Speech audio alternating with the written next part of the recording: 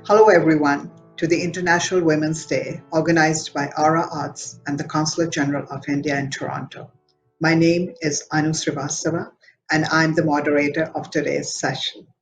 At the outset, I am delighted to bring the greetings from the Right Honorable Justin Trudeau, the Prime Minister of Canada.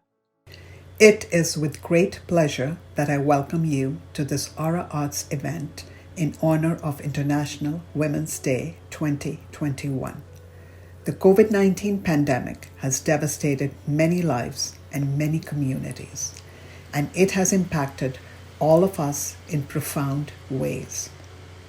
We know that it has specially affected women from coast to coast, and that is why I would like to commend the strong Indo-Canadian women who have stood proudly and shown important leadership in Canada during this difficult period. Today's event serves as an opportunity for us to celebrate the tremendous efforts and leadership by women all across Canada in shaping the recovery from the pandemic. On this day, we come together to recognize the remarkable achievements that women have made everywhere and reaffirm our commitment to gender equality worldwide. Every single one of us has a role to play in creating a more positive, equal, and just world. We must continue working together to ensure that women and girls can participate freely, fully, and equally in our economies and society. The COVID-19 pandemic has made hosting and planning events like this especially difficult, and I would like to thank everyone at ARRA Arts for making this event possible.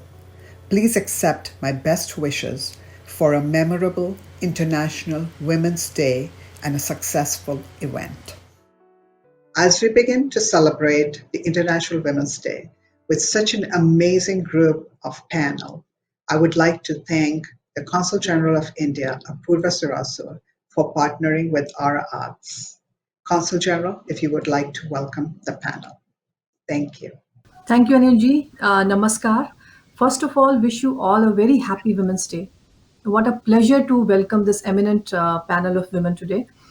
First of all, I would like to welcome Honorable Minister Anita Anand for taking out time from her extremely busy schedule. We all know that how busy are you providing vaccines for the Canadians, and it's a great pleasure that 2 million vaccines are also coming from India, and you were instrumental in cracking this deal. So welcome. What an honor to have you with us today. Lisa, we all know you. You are a great actress, writer. I'm reading your book right now and really impressed with it. And you are a mother of two and a half year old girls. And I know it is so difficult, with two little girls on your hand to find time and talk to us. So thank you again for joining us. Reetu, of course, you are doing so many things, and you can join us today. So thank you and welcome to you as well. And also Anuji for taking this initiative and putting this all together. Really, really delighted and honored to be part of it, and I look forward to hearing all your views. Thank you. I think I will just start with Minister Anand. It is such an incredible honor to introduce Honorable Anita Anand, a Minister of Public Services and Procurement and the Receiver General of Canada. Minister Anand is a scholar, she's a lawyer, she's a researcher, and she's a mother of 4 children. Welcome, Minister Anand, to the International Women's Day program. And here is the first question.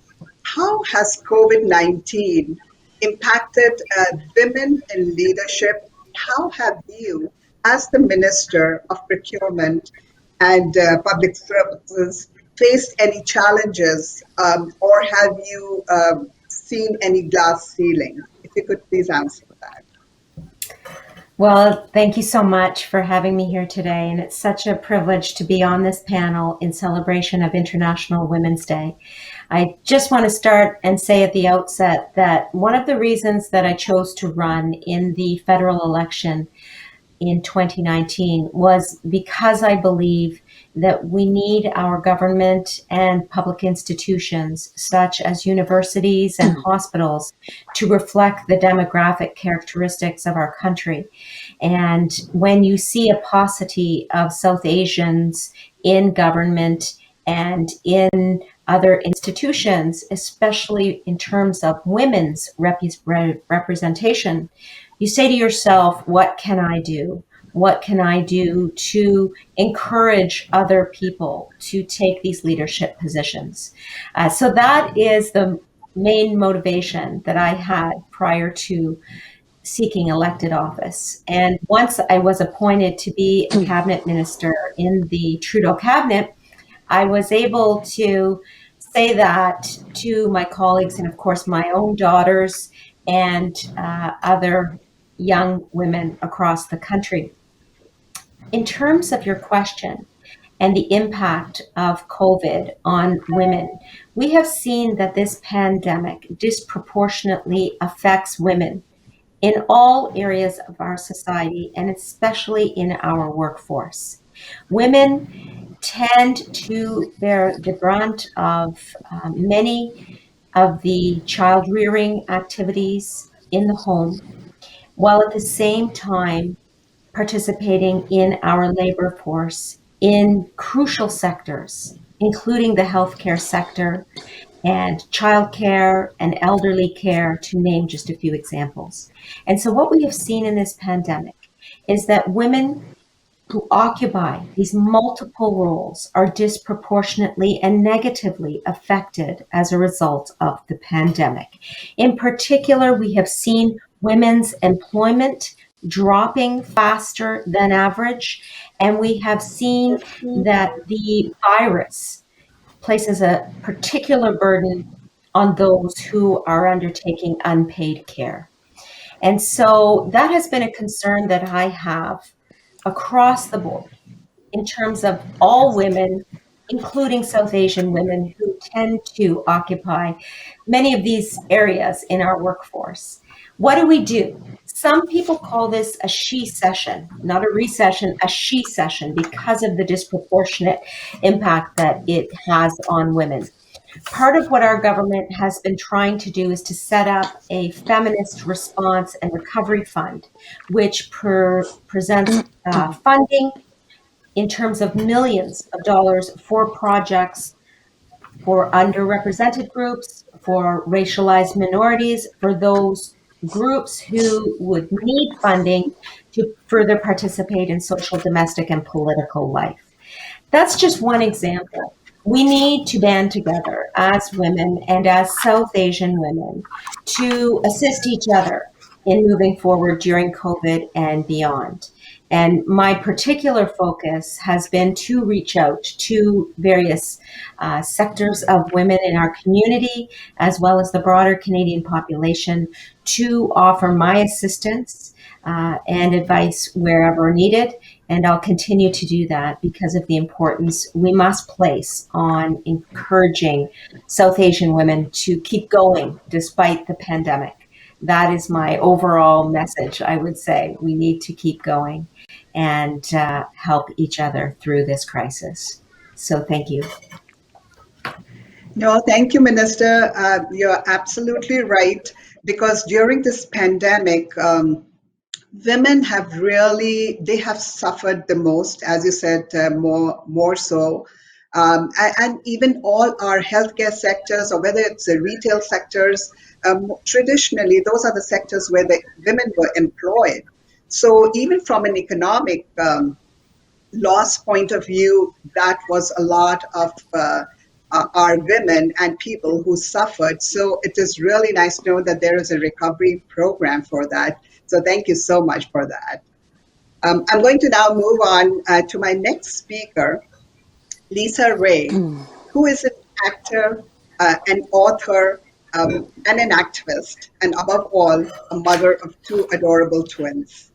Lisa, we all know you. You are a brave inspiration for all of us, and we are so proud to have you as part of our panel. My question to you is that you have been the author of your debut book, Close to the Bone. First of all, congratulations for that. That Thank book you. was published in India in 2019, and we all know that it's a bestseller. And it was released in North America in last year during COVID. So, what challenges did you face as a woman in writing the book and publishing it? If you could say a few words on that and maybe give your remarks as well. Thank you. Thank you. First of all, thank you so much, Anu, for inviting me to be part of this panel. It's a real pleasure, and Apoorva ji as well. And I have to add the G in public, okay? Between us, I know it's just Apoorva, Lisa. Yeah. And to my fellow panelists, it's a great pleasure to meet you, even virtually. But this seems to be right now our normal social interactions. Yes, in terms of writing my debut book, Close to the Bone, which is categorized as a memoir. And some people think of it almost as a cancer memoir because, of course, I was very public about my diagnosis with multiple myeloma in 2009. In fact, I announced my diagnosis from the red carpet at the Toronto International Film Festival. That, of course, opened me into a very new phase of my life. I wanted to start out by saying that, just to very briefly give a quick background, I'm of mixed heritage. My father's Bengali, my mother's Polish. I was born and brought up in Toronto in the 70s when it was a very, very different city. And when the source of my identity was actually very troublesome. I kept getting that quintessential Canadian question, what are you? And it really created quite an identity crisis in me and a little bit of an existentialist crisis as well, being of mixed ethnicity. But it's really ironic that I actually started finding my voice and my feet in India when I ended up moving there at the age of 16. So India has been very, very seminal for me in terms of creating the woman that I am, providing me with a plethora of very, very interesting adventures. And it grew me up as well, very, very quickly, being thrown into the big bad city of Mumbai at such a young age.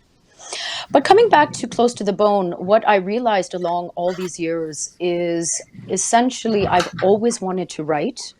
I was an introverted girl growing up in Toronto, and I had, very normal dreams. I wanted to go to university, maybe study law, maybe study journalism. But as an introvert, I was musing on what would be the best, most appropriate profession for someone who really liked to avoid human contact.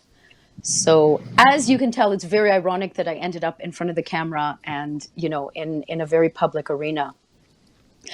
The thing about not just me and my profession, but I think what happens to many, many women is we become labeled, right? We wear these labels that are thrust upon us, whether it is, wife, daughter, mother, then we're closely associated with our professions, whatever they may be. We're categorized and perceived through that lens.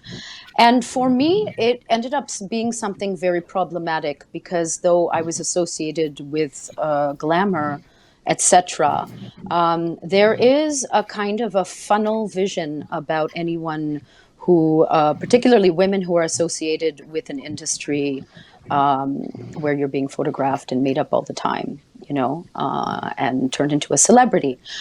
And I always wanted to break out of that. The thing is that a lot of people had perceptions about who I am without knowing who I actually was. So writing Close to the Bone was, there were two very important things. Number one was finally empowering myself and getting out of my own way and the obstacles of my fear and lack of confidence in terms of putting myself out there as a writer. So that was really important. Secondly, it was really about owning my story. It was really about being able to present myself to the world as I see myself, through my own lens and not filtered through the lens of many other people and through any one of the labels that have been thrust upon me. So that was a very, very important, essential exercise, I think, in terms of my self-development and stepping into my own power.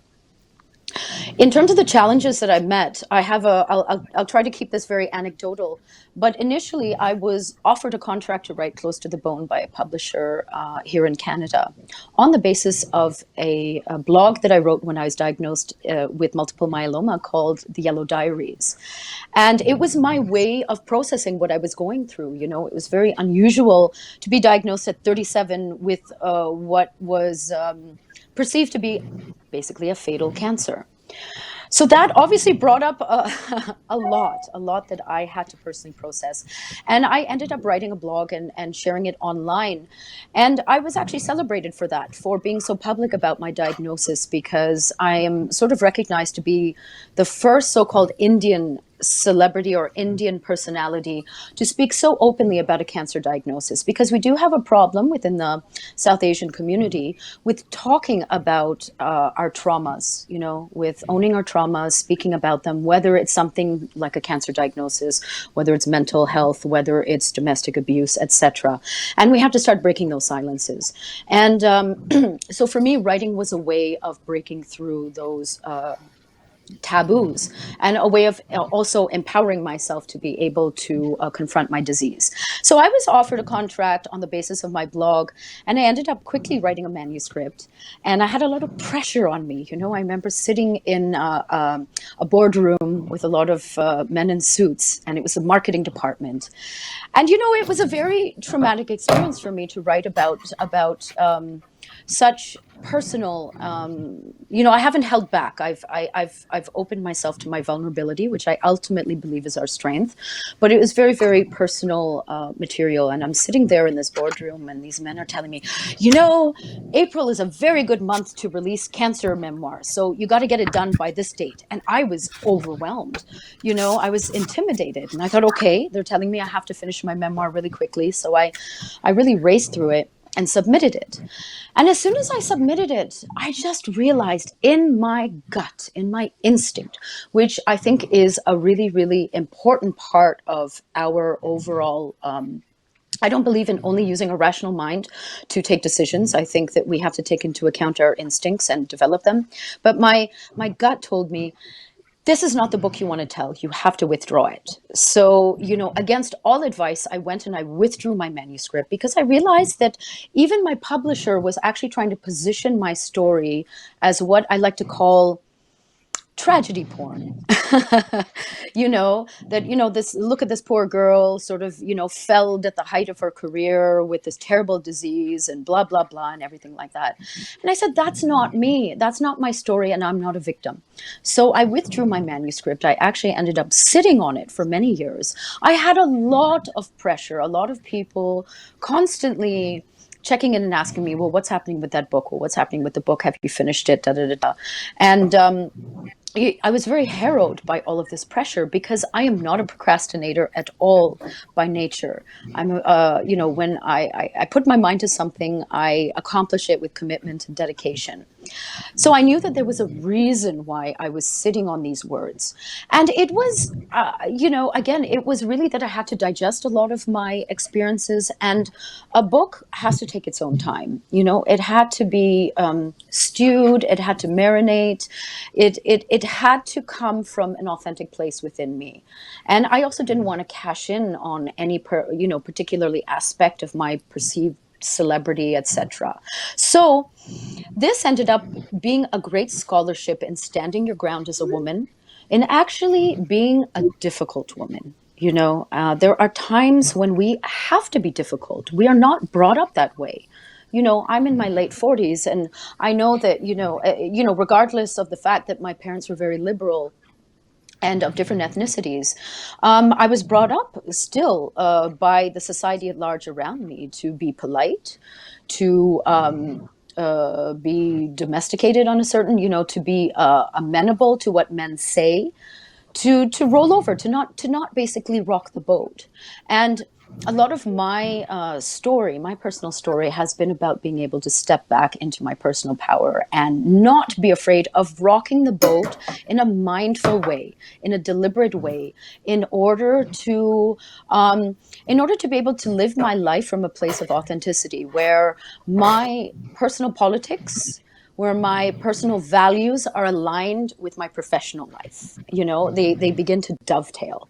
And so that whatever I put out there as a creative person, whether it's a book, whether it's a film, whether it's, speaking about my cancer diagnosis, or on a public speaking sort of forum, I'm able to actually put together those two sides, marry them, my values and my professional life. And so this is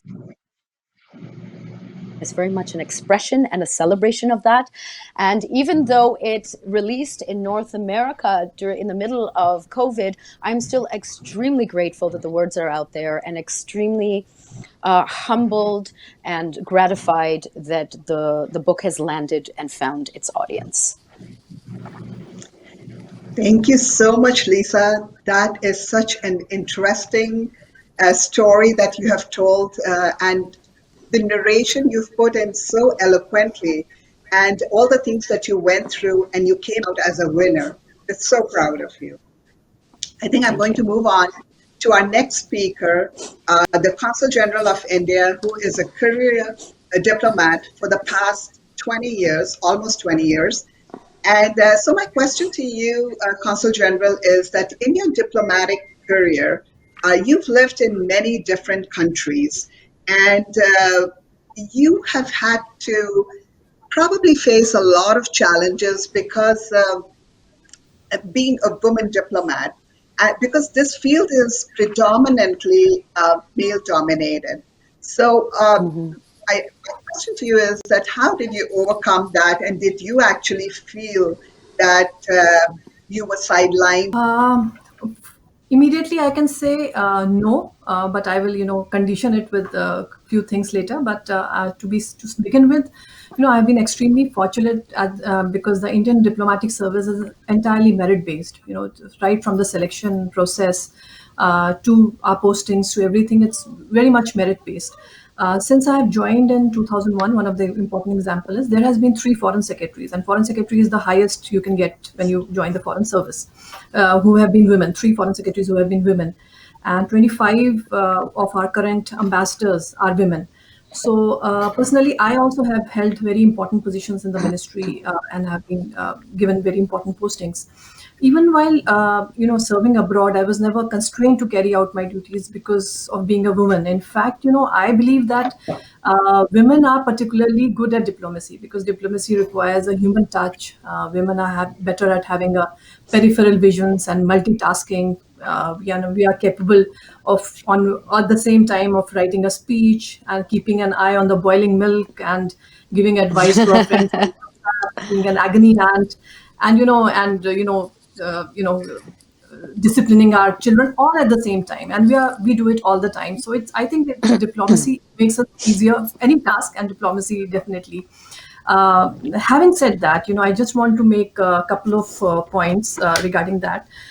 One is, these privileges and equality we enjoy now is because somebody worked hard for it. For instance, in many foreign services and many diplomatic services, I must say, women were not treated as equal as now. Even in the Indian foreign service, though entry level there was no problem since independence, anybody could have entered Indian foreign service, but there was some regulation in early 50s and 60s that if you are going to get married, you have to take permission, and you might have to resign if you are not able to balance out your family and thing. You might have to resign also.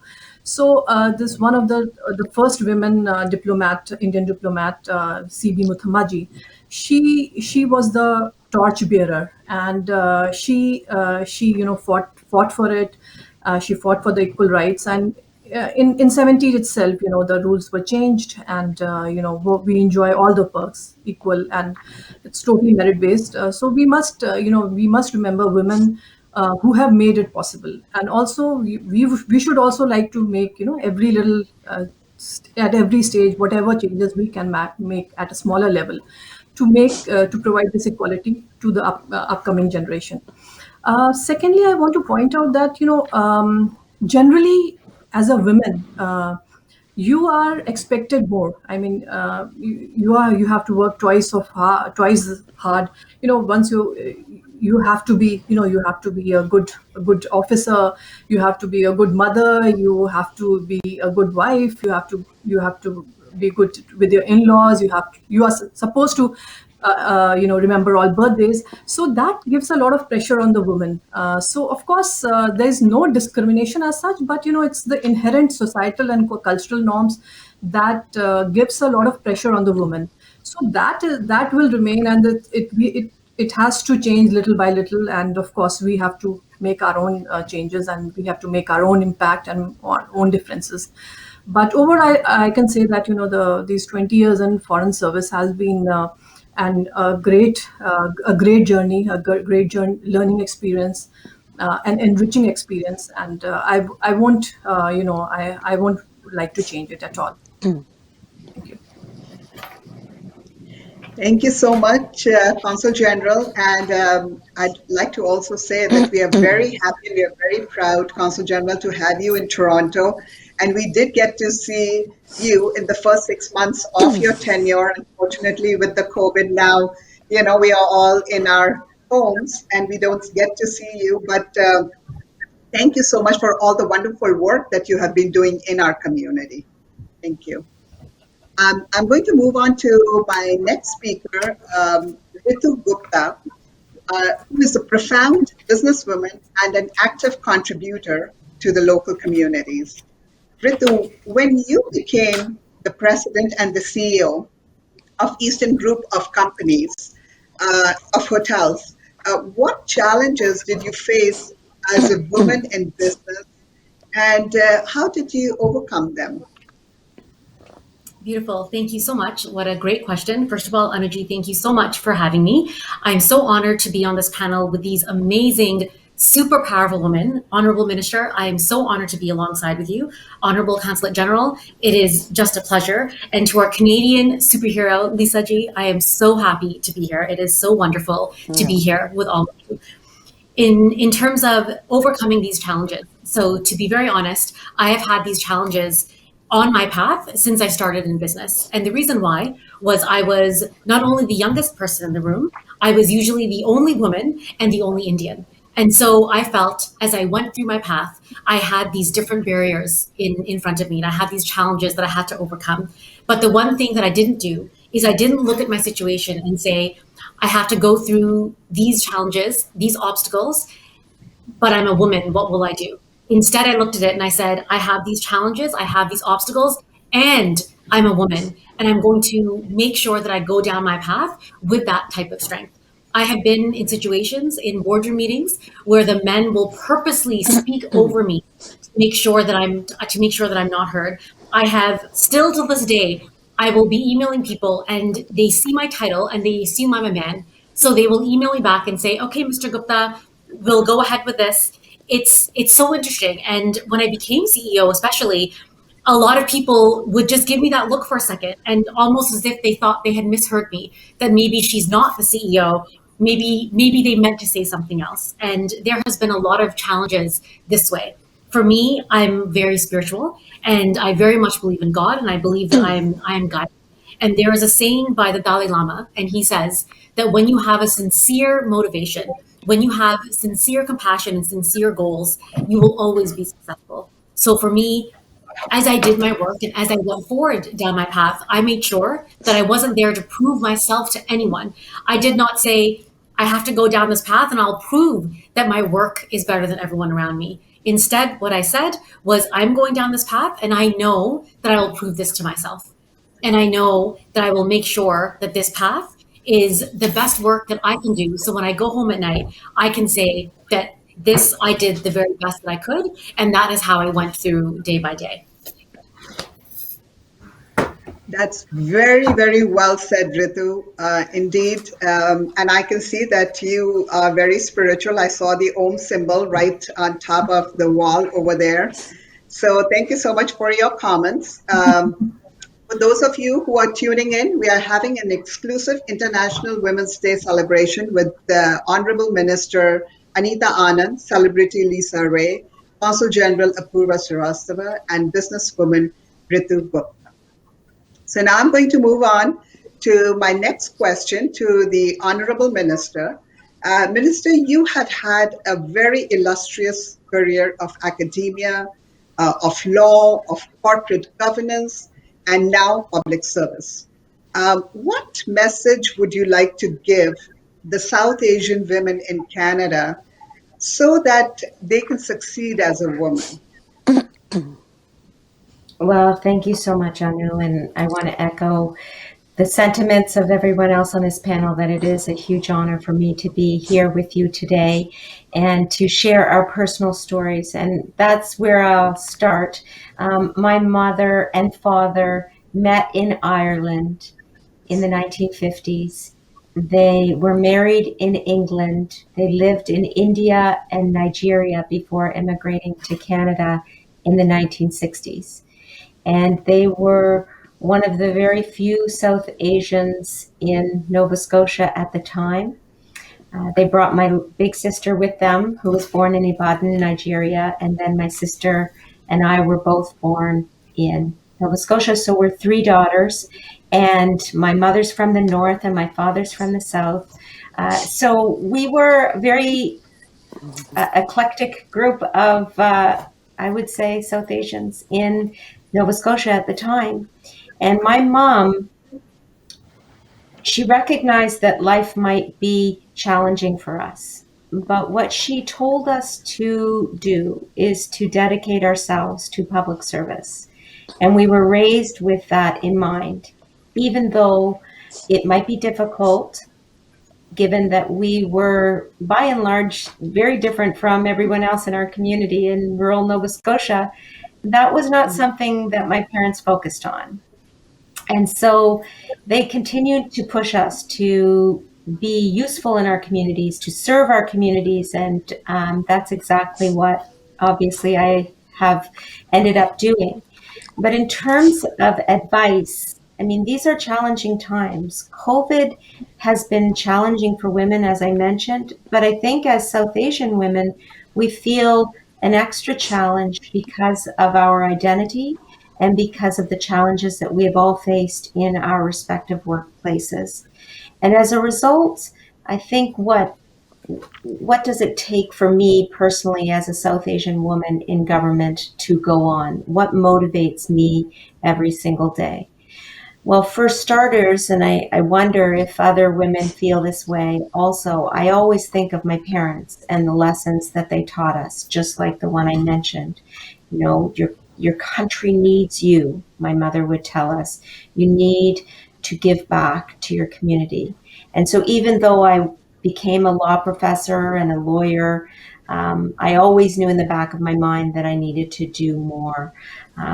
But being a law professor for 22 years taught me that we can wear many hats as women and as South Asian women.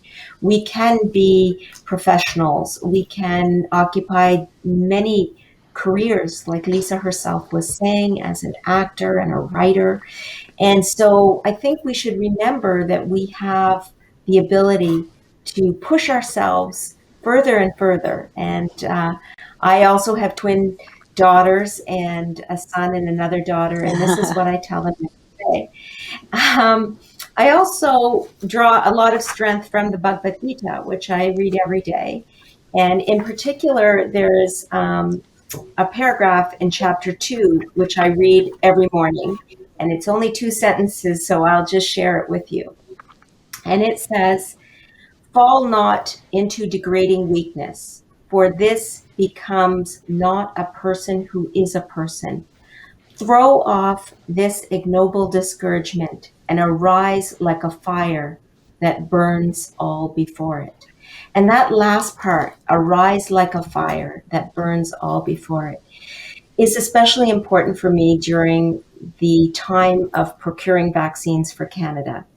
I have this very large portfolio, and it's an honor to occupy it. At the same time, there are many detractors who are wanting vaccines naturally here today, when in reality we will have millions and millions of vaccines coming into this country. 107.9 million vaccines of approved suppliers will be here in the next weeks and months, and all Canadians will have access to a vaccine prior to September. But all that to say that every morning we must wake up and face the question of getting through this day. And I often read that paragraph and I say to myself, arise like a fire before it and keep going and don't stop, even when the times are really, really difficult, because your country needs you, your family needs you, and most of all, your community needs you. Thank you. That is absolutely fantastic, Minister Anand. We are so proud and we are so honored to have you in that position. We can really look up and we are so happy. In fact, I even remember just reading your article in Globe and Mail. It came, I think, last Saturday. And honestly, it was such a matter of pride to see the whole article that talked about exactly what you're talking about, the vaccine, and how you were able to uh, make sure that all those challenges were met. Thank you so much for that.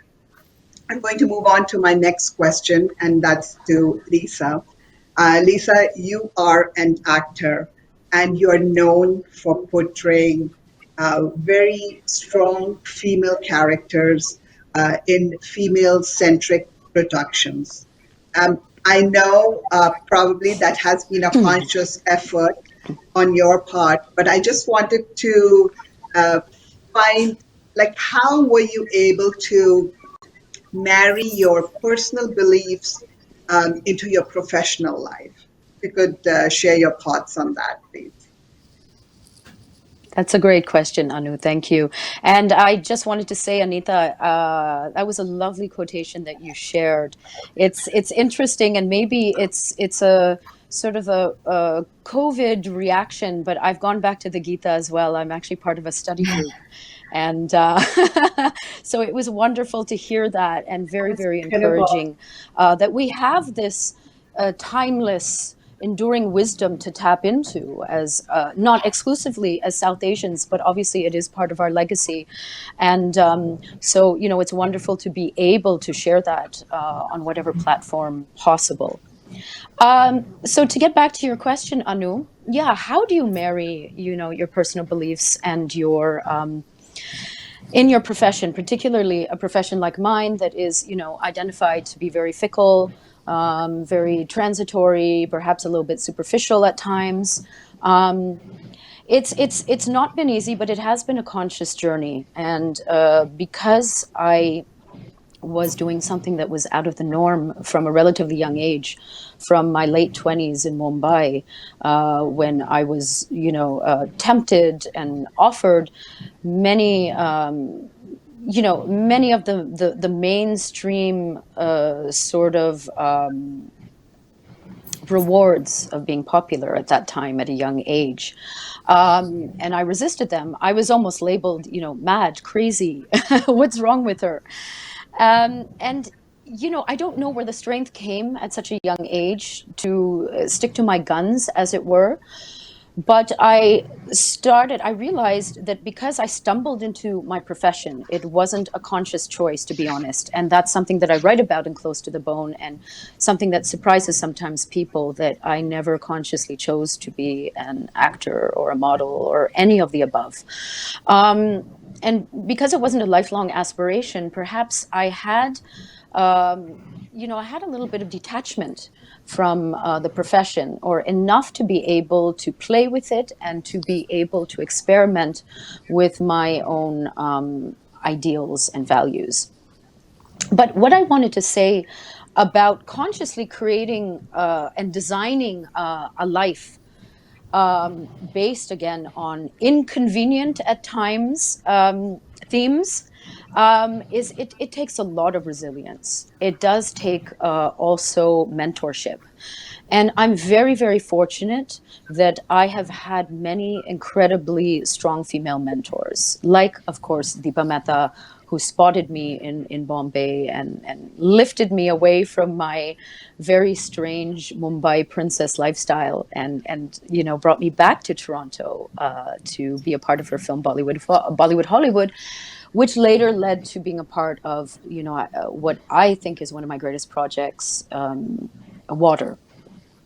And Deepa saw something in me, and she's become a great mentor. I call her my surrogate mother.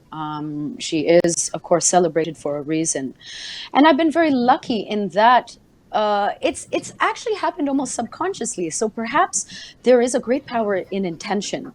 We are sort of taught to go out there and hustle, but I also have firmly believed that change and forging your own unique path also starts with internal change, and with being very clear about what is it that I want to do with my life, what do I want to leave behind, what will be my legacy. And sometimes it's sort of renewing that inner faith every single morning, and the path will appear, as it were, in front of you, and it doesn't then require you to go out there and consciously elbow somebody else out of the way. I've never ever done that. So portraying all of these interesting female characters, which has been unconventional, given sort of my career trajectory, was a conscious choice. It was an intention, but also I wanted to highlight something that I think is very important, and what attracted me to being a part of these female-centric projects that I've been a part of. And some of them have been very small indie films. A lot of people in India in particular don't believe me when I say that I've said no to a lot of very lucrative, big mainstream Bollywood offers, because I really felt it wasn't for me, and in turn went off and did these more obscure indie films with incredible stories and storytelling and female characters. And I wanted to go back to this idea of storytelling, how powerful it is. We need to emphasize that within the South Asian community as well. We have a lineage and a heritage of oral storytelling that perhaps is not continuing in the same vein as before. But telling and sharing our stories as women is so powerful. And we see a change in society today, a ripple effect that's happened, for instance, in Black Lives Matter, in, also in South Asians becoming a lot more, taking their power back and stepping into mainstream roles, in media, in television, in politics, in business, everywhere. And that is, I think, been supported by storytelling, by great authors and writers, by seeing more of our stories being told both in front of the camera and in articles and books. But the other reason why I felt it was very important for me to take on certain roles is another one of the themes that I cover in my book. And that is a theme of owning your failures and your flaws. And I think as women, we don't talk about that enough. We are brought up in a society where we celebrate our successes and our triumphs, and we tend to brush aside the incidents, the failures, and the obstacles that really kind of forged us on our way towards success. And I think it's very important to go back to that. And fortunately, I guess as an actor, what always attracted me was playing flawed characters, was playing characters who, met their obstacles and managed to transcend them, but of course, experienced a great deal of pain and difficulties in that journey. And I think that's a very important part of our life, of our trajectory towards life, and we have to own it more rather than set it aside. And again, this is something I think that often happens in the South Asian community, because I'm familiar with, of course, with the South Asian community here in Canada, and I'm also very much have a foot in India as well. So both ways, but I'm speaking particularly to the South Asian community here in Canada, where we have the opportunity to in that sense design and forge our own new kind of a lifestyle, and choosing the best aspects of our culture, our lineage, our philosophy, our spiritual traditions, and at the same time mix them with the best aspects of what it means to be Canadian. We should be able to open ourselves to our vulnerability and to be able to discuss the difficult things that happen, because what ends up happening as a community is when we hide that, we really, really suffer as a community. We suffer in darkness, and we suffer in the shadows, and that is going to ultimately impact us as we move forward in every single aspect of our lives, and particularly as women, because there's so much pressure on us to do so many different things. To Anita's point, to be the mother, to be the successful front-facing, professional, to be the wife, as well, the perfect wife, to run the house, to keep everything on the boil, as Apoorva ji said. I had to laugh at that, to keep the milk at the same time out of the corner of your eye, make sure it doesn't spill. I know I'm doing a lot of that these days. And I think that one important thing I wanted to share on Women's Day today is also the power of being gentle with ourselves, with being able to share our vulnerabilities and our stories and celebrate that as much as our successes, because that is what makes us human. And that is another reason why I chose to do certain films. And it's also the place where I found the most incredible female mentors. And this is the other very important thing, is that I am sitting here today because of the incredible women, of course, going back in history, historically speaking, who have stood up for our rights, but also the incredible female mentors I've had the incredible blessing to have in my life, and who have nurtured me and helped me form my voice and my opinions and my point of view, and to push me ahead. So really, again, it's women supporting other women is absolutely essential for us to become complete, whole, happy, and successful in the world. That's very, very well said, Lisa, and very eloquently said. I also want to make a note over here that I believe you have also done a series in Amazon called Four Shocks, Please. And I think that is also a very female-centric theme. Correct, Lisa? If I may I quickly just say a quick word about that? Only because Yes. I'm very proud of it. It's an Amazon Prime series that was obviously produced out of Mumbai, and I play a very unusual character. I actually play a fading Bollywood actress who comes out of the closet, and we have and has a romance with one of the four main girls. So this is one of India's first completely female-centric and extremely runaway successful streaming productions. Female producer, director, DOP, writers, mainly female-centric cast. It goes on and on and on. And so this is incredible, because this is really about walking the talk. And I'm seeing a lot of that happen in India today in terms of the content, and I'm very proud of it. And I'm very proud of the young emerging women coming out of India. Very proud of the young emerging South Asian community of women also coming out here, who are also forging their way. I think we are at a point where we are going to just have roundtable, and there are some generic open questions that I'm going to ask, and we can go around or just feel free to answer them. So my question is that who is your real life role model, or which women have really inspired you locally or in your community or around the globe? Maybe we can start with Minister Anand. Well, I think you probably know from what I've already said that my mother has been an incredible role model for me. She taught us that we need to support ourselves no matter what we are doing in our lives. She didn't ever want us to be caught without the ability to earn our own living. And she taught us to give back to our community. But in terms of my present situation and the efforts that our government has been making to combat COVID-19, I want to recognize that I'm serving in government with incredibly talented and smart and driven and responsible and committed women right around the cabinet table and in our caucus. I work very closely with the Minister of Health, Patty Haidu, who is an incredible role model for women across the country. I work very closely with Chrystia Freeland, our finance minister, who is also a driven and incredible role model for all of our children.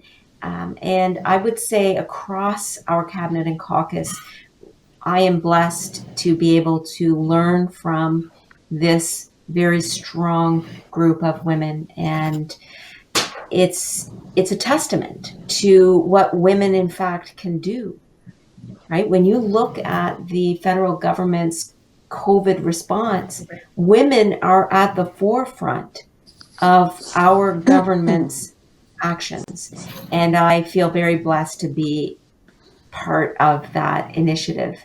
And so that's my day-to-day life, working with incredible people and in particular women who show me that leadership in government takes all forms. And as the first Hindu cabinet minister, I'm particularly focused not on individual religious characteristics or demographic characteristics more than I am on the country's welfare. But in the background, there is always this notion that women can achieve great heights in this country. And in fact, being part of this cabinet and this government has proven to me that following your dreams, running for office, and making sure you rise like a fire from within really makes a difference. Like Anita ji said, your mother is always, she will remain a greater influence in your life because she brings you up, she instills all those, virtues in you. So definitely my mother, I would say. And recently, I have worked with many women bosses, but I would particularly like to mention, I served with Mrs. Sushma Swaraj before coming to Toronto for 3 years as a, staff officer. So I think she had a lot of impact on me because she was an incredible woman. She was excellent in her job. She was always there for her family, and I mean always. She used to celebrate all the festivals. I understood the real meaning of work-life balance from her because for me, it's like wherever there's a fire burning, I have to go and put it off. It was always like that. That was the meaning of my work-life balance. Wherever it's a problem with a kid, you just go there. Problem in the office, just go there. It was nothing was planned.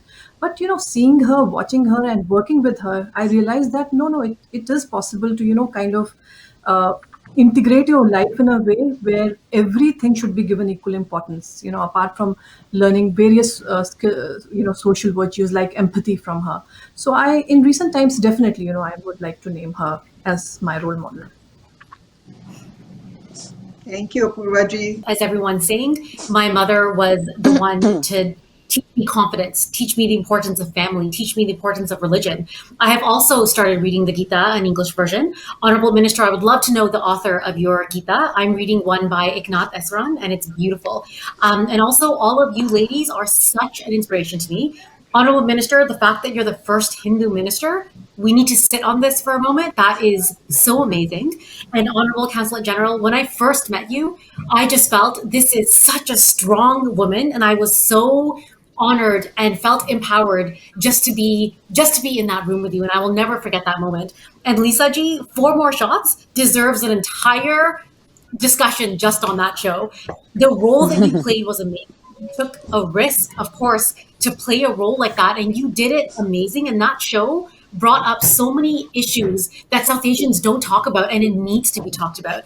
And I love that show, I have to say. And your role was amazing, and just how you portrayed it and everything that was discussed in that show was an inspiration. So for me, when I was asked to speak on this panel, I thought, my God, this is a blessing because I'm inspired by all of you. First of all, again, thank you. There's every single woman on this panel is such an incredible inspiration, and the women that I come across is actually what feeds me and motivates me to keep going. Mom, of course, Deepa Mehta, and I think I'm going through such an interesting era of just finding these very and you don't have to be running your own business. You don't have to be necessarily celebrated for your profession. I think as a mother today, I am really both inspired, very empathetic, and most of my agony aunt sessions happen now with other mothers. So there's a lovely aspect of motherhood that is teaching me so much, that has really brought me to my knees on certain days. It's humbling me. It's teaching me, what resources of patience I have. And so really, my two greatest teachers today are my daughters. So here is the last question. Let us change the world. Empower one woman at a time. What does that mean to you, and how can we achieve that? Again, it's a round table and anyone can start. Maybe we'll start with Reetu this time. Sure, absolutely. Thank you so much. In order to empower one woman at a time, I think it's important that every day you think about helping one more woman, elevating one more woman. Maybe it's something as simple as giving someone a compliment, giving a colleague a compliment, or maybe it's simple as connecting one woman to another woman and say, you know what, you two need to know each other. You two need to do something together. I think we need to see more of that amongst women, for us to support one another, hold each other's hand. Together, we can all elevate, but we have to do this together. Very well said. Very well said. Apoorva ji? Yeah, so I'll say that change begins with us. So we have to stop being guilty. We should focus on our physical and mental health. Accept our flaws, as Lisa said earlier. We should be fierce. We should not apologize for being ambitious. We should be more greedy. We should try to get everything. A great mother, a wonderful daughter, a great professional, and we should not compromise the quality and take risk. So another important thing is, the sisterhood, which Lisa, I think, has pointed earlier. We have to look out for each other. We have to support each other. We have to encourage each other. And above all, no equality is possible without men. We have been, I think, most of the women on this panel would be most fortunate to have an extremely supporting men in their lives. So, but it's not always the case. So we have to teach our sons, we have to teach the men around us to how to handle strong women. So there should be, women. We should strive for the world where women don't just survive, but they thrive. So for my advice to all the women is, keep your standards, heads and heels high. Yeah, absolutely. I think I spoke before about this incredible sisterhood and mentorship that I've been at the receiving end of. And when you are, you really, it plants in you this deep desire to pay it forward. And I'm a big believer of also grassroots movements and paying it forward, individual by individual. But also, I've realized the power of presence sometimes. When we just hold each other's hands and we're witness to each other's lives, and the good and the bad. Because, of course, there's this sort of... There's this phenomenon of fair weather friends, that your friends are around when you're going through a great time, and they suddenly disappear when you're crashing and burning. And I think it's important as women and as sisters and in creating this really strong ecology of sisterhood, it's really important that we lend each other presence and patience through all the ups and downs in life and celebrate them. I don't like to define downs as necessarily downs, because it's in these particular fires that we are forged, to borrow also on Anita's analogy of fire. So that's really important, because that I know that it's really that my crises that have created who I am today, and I own also all my good and my bad bits. There's nothing about my past or who I am today that I'm ashamed. There was a wonderful saying by Vikram Seth, the renowned, of course, writer. And someone once asked him about his poetry. And when he was a young poet, he wrote very, not very good quality poetry. So as you do sometimes when you become a renowned in anything or established in anything, are you ashamed of what came before? And he said, look, if I didn't write it then, I would be writing it now. And I think that that's also really important, an important message that I also wanted to share is it's okay. Life is meant to be lived and experienced and, fully inhabited. It's okay. Go out there, take risks. Don't be afraid of falling, because it's once you get up that you're going to get up, obviously, stronger, brighter, and more equipped to achieve whatever it is you want to achieve. Yeah. Minister Anand. It's just so inspiring to listen to all of these incredible women on this panel. And I am just so grateful that you brought us here together today to share our stories and our views on International Women's Day. If I were to look at the saying, empower one woman at a time, and ask myself what that means, I would say that every conversation, whether with a woman or a man, can be one in which we are furthering the cause of women's equality and diversity and inclusion in our society.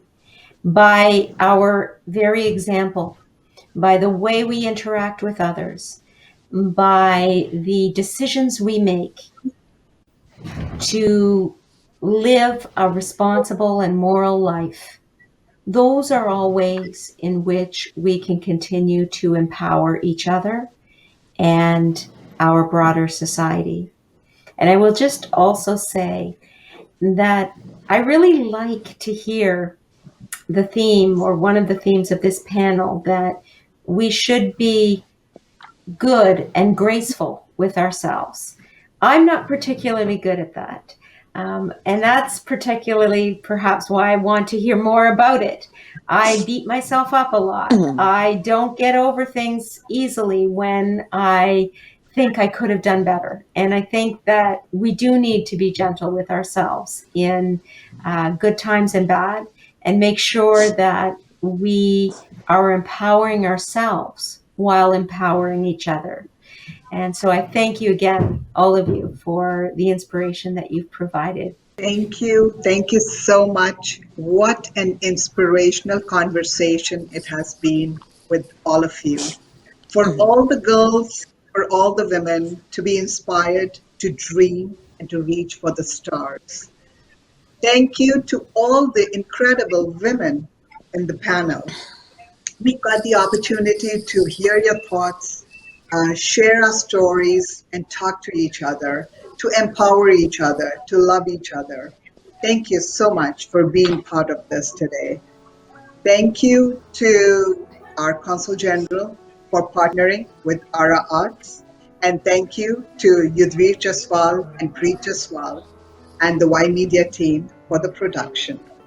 So happy International Women's Day 2021.